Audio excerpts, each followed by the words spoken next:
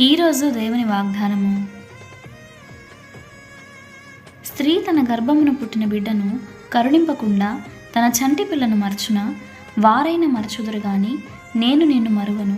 యెషయా గ్రంథము 49వ అధ్యాయము 15వ వచనము. ఒక తల్లి తన పిల్లలను చాలా భద్రంగా కాపాడుకుంటుంది. వారికి ఏమీ కాకూడదని వారి మీద ఎప్పుడు తన దృష్టి ఉంచి కాచుకుంటుంది.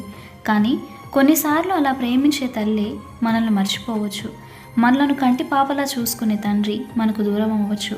కానీ తల్లి మరచిన, తండ్రి విడిచిన, లోకమంతా ఏకమై నిన్ను ఒంటరిని చేసి నీకు వ్యతిరేకమైన, నీ మీదకు గొప్ప సైన్యమై దండెత్తిన, విడువని ఎడబాయని ప్రేమికుడుగా, నీ తండ్రిగా, నీ తల్లిగా, నీ స్నేహితుడుగా నీ ప్రభువు నీకు ఉన్నాడు. ఆయన విడువడు, ఎడబాయడు. ఆయన తన దృష్టంతా నీ మీదే ఉంచి ఉన్నాడు. నిన్ను కాయివాడు కునుకడు, నిద్రపోడు. ఆయన నీకు సంరక్షకుడై ఉన్నాడు. పగలు ఎండ దెబ్బ అయినను, రాత్రి వెన్నెల దెబ్బ అయినను నీకు తగులకుండా ఆయన నిన్ను కాయివాడు. నీ క్షేమం కొరకై దేవదూతలకు ఆయన ఆజ్ఞాపించి ఉన్నాడు. ఆయన నిన్ను రక్షించువాడు. దేవుడిచ్చే రక్షణ భౌతిక జీవితానికి పరిమితమైన లేదు. ఆయన మన ఆత్మకు కూడా రక్షణను ఇవ్వగలడు.